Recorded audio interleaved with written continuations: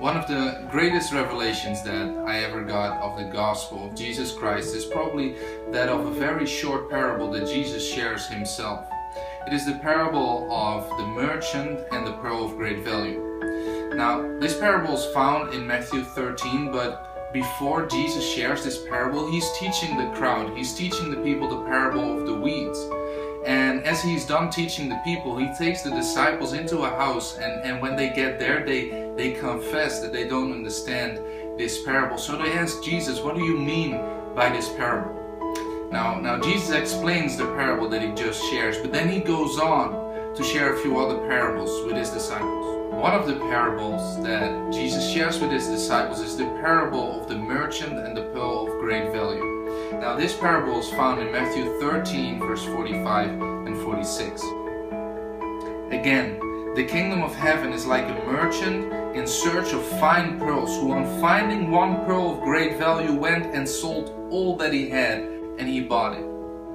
Now this parable was always explained to me as the pearl is the kingdom of God, and the merchant, that are we, that is Stan, that is me. And I'm searching for this pearl. I'm supposed to be searching for this pearl. And when I find this pearl of great value, the kingdom of God, when I finally find it, then I leave everything behind. I'm supposed to leave everything behind. I'm supposed to sell everything I have. I'm supposed to leave behind the old life. Then I'm supposed to pursue this pearl of great value, this pearl that is greater than any other pearl in my life. And at a certain point in my life, I was in prayer, and Jesus revealed to me, he said, Stan, you always understood it wrong. You never really understood what I was saying in this parable. He said, Stan, the kingdom of God is like this. I am the merchant. Stan, you are the pearl.